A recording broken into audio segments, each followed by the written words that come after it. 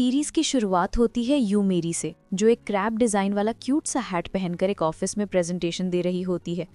You मेरी अपना एक डिज़ाइनिंग स्टूडियो चलाती है जिसका नाम है मेरी डिज़ाइन स्टूडियो।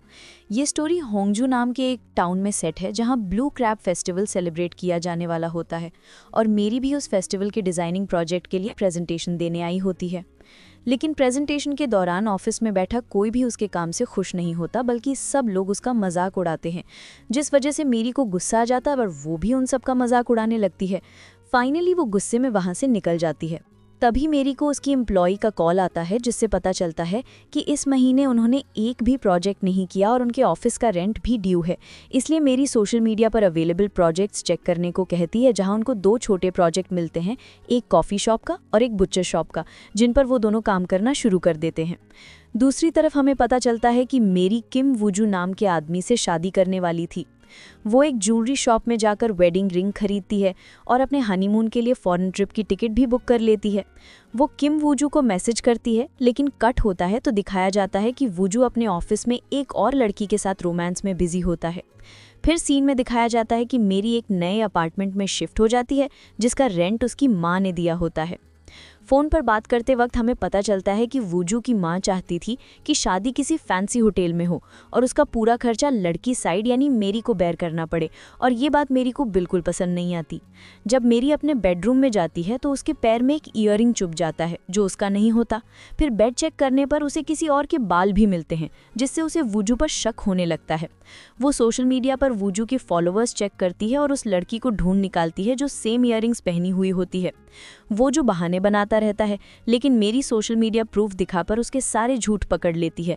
दोनों इतने सीरियस स्टेज पर होते हैं कि वेडिंग हॉल बुक हो चुका होता है, अपार्टमेंट रेंट पर लिया जा चुका होता है और मैरिज लाइसेंस भी बनवा लिया गया होता है। मतलब अगर ब्रेकअप होता है तो लीगली डिवोर्स माना जाएगा। वो जो ड्रामा करता है और कहता है कि सब सिर्फ एक बार हुआ, लेकिन तभी उस लड़की का मैसेज उसके फ़ोन पर आता है जिसमें वो अंडरवेयर में फ़ोटो भेजकर उसे बुला रही होती है। मेरी फ़ोन चेक करने लगती है तो वूजू घबराकर फ़ोन ज़मीन पर गिरा देता है और पैर से तोड़ने लगता है। फ़ोन उठाने की कोशिश में वूजू का पैर मेरी के हाथ पर लग जाता है और उसका हाथ खून से भर जाता है। गुस्से में मेरी वूजू के मुंह पर जूस फेंककर वहाँ से चली जाती है। फिर स्टोरी न्यूयॉर्क एयरपोर्ट शिफ्ट होती है जहां हमें मेल लीड किम वूजू को दिखाया जाता है, जो फ्लाइट से साउथ कोरिया लौट रहा होता है। कंफ्यूजन अवॉइड करने के लिए अब से चीटर बॉयफ्रेंड को वूजू और मेल लीड को सिर्फ किम बोलेंगे। फ्लाइट में किम के बगल में एक बूढ़ी औरत बैठी होती है और उसका बेटा किम से सीट एक्सचेंज करने के लिए रिक्वेस्ट करता है, लेकिन किम सीधा मना कर देता है और ईयरबड्स लगाकर सो जाता है। प्लेन लैंड होने पर वो बूढ़ी औरत किम को थैंक यू बोलती है। फिर स्टोरी 14 घंटे पहले फ्लैशबैक में जाती है जहां दिखाया जाता है कि वो लड़का एक्चुअली अपनी माँ के पास बैठकर उससे ज़मीन के पेपर्स पर साइन करवाना चाहता था। किम ये सब समझ जाता है और बूढ़ी औरत को वार्न करता है कि किसी पर ट्रस्ट मत करो, यहाँ तक कि अपने बेटे पर भी नहीं, और जब तक जिंदा हो ज़मीन किसी के नाम मत करना। किम कोरिया वापस आने के बाद सबसे पहले फिशिंग करने जाता है, फिर साइकिलिंग करता है और फाइनली एक सिंपल सी जगह बैठकर नूडल्स खाता है। इसके बाद स्टोरी 1 महीने आगे बढ़ जाती है जहां मेरी और वूजू डिवोर्स पेपर्स पर साइन कर रहे होते हैं। मेरी ने वेडिंग हॉल, हनीमून पैकेज और वेडिंग ड्रेस सब कैंसिल कर दिया था। डिवोर्स के बाद मेरी एक बस में ट्रैवल कर रही होती है और रास्ते में खुश कपल्स को देखकर अंदर ही अंदर टूट रही होती है। फिर वो बेसबॉल ग्राउंड पर आती है और वहाँ इमोशनल होकर खुद से प्रॉमिसेस करती है कि अब वो बहुत पैसे कमाएगी, फॉरेन ट्रिप्स पर जाएगी, खुद खुश रहना सीखेगी, ब्लाइंड डेट्स पर जाएगी, किम वूजू को भूल जाएगी और एक हैप्पी लाइफ जिएगी। लेकिन इन सब बातों के बीच वो रो पड़ती है। फिर सीन शिफ्ट होता है किम के फैमिली पर, जो कंट्री की सबसे फेमस बेकरी चेन म्योंग स्योंगनांग ओन करते हैं, जिसे काफ़ी अवार्ड्स मिले हुए हैं, इंक्लूडिंग प्रेसिडेंट्स अवार्ड। अवार्ड के बाद किम की दादी, जो फैमिली की हेड हैं, एक इंटरव्यू देती हुई दिखाई जाती हैं। फिर स्टोरी वापस मेरी पर आती है जो कॉफ़ी शॉप वाले प्रोजेक्ट पर काम कर रही होती है। तभी वहाँ पुलिस एक औरत के साथ आ जाती है। इंस्पेक्टर बताता है कि जिस अपार्टमेंट में मेरी रह रही है वो एक्चुअली फेक लीज पर दिया गया था। एजेंट के असिस्टेंट ने नकली ओनर बनकर उसे धोखा दिया था। पुलिस मेरी से कहती है कि वो तुरंत घर खाली करे वरना रियल ओनर उस पर ट्रेसपासिंग का केस कर देगी। मेरी परेशान हो जाती है और कहती है कि वो अभी घर नहीं छोड़ सकती। पुलिस कहते हैं कि अगर चाहे तो वो उस एजेंट को सू कर सकती है, लेकिन उसे मिलना मुश्किल है। परेशान होकर वो रोने लगती है और वूजू को कॉल करती है, लेकिन वूजू उसी लड़की के साथ होता है। वूजू मेरी से पूछता है क्या उसने रेंटल इंश्योरेंस ली थी, लेकिन मेरी ने जल्दी में इंश्योरेंस नहीं कराया था। मेरी उससे अपने अंकल जो पब्लिक प्रोसिक्यूटर हैं उनसे बात करने को कहती है, लेकिन वूजू हेल्प करने से मना करके कॉल कट कर देता है। मेरी का 300 मिलियन वॉन का डेट हो चुका होता है और वो स्ट्रेस में आकर दारू पीने लगती है। इसी बीच उसकी मॉम का कॉल आता है जो वूजू के घर खाना भेजने वाली होती है, पर मेरी मना कर देती है और परेशानी में अपनी माँ से माफ़ी मांगती है। नशे की हालत में मेरी रोड पर चल रही होती है और दूसरी तरफ किम कार चला रहा होता है। दोनों की टक्कर हो जाती है। किम उसे हॉस्पिटल चलो कहता है पर मेरी मना कर देती है, तो किम उसे अपना फ़ोन नंबर दे देता है। जब मेरी फ़ोन चेक करती है तो उसका नंबर नाम किम वूजू से सेव्ड होता है, बिल्कुल उसके एक्स बॉयफ्रेंड के नाम की तरह। नाम देखकर मेरी ज़ोर से बोल पड़ती है किम वूजू, और ये सुनकर किम वापस उसके पास आ जाता है।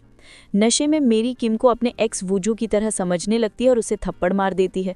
वो उसे कहती है कि उसने उसके कॉल्स इग्नोर किए, उसे दर्द दिया और अब वो उसके शेयर के 100 मिलियन वॉन मांगती है। वो किम का कॉलर पकड़कर उसको मारने लगती है। किम शॉक में वहाँ से भागकर कार में बैठ जाता है, लेकिन मेरी भी कार में घुस जाती है।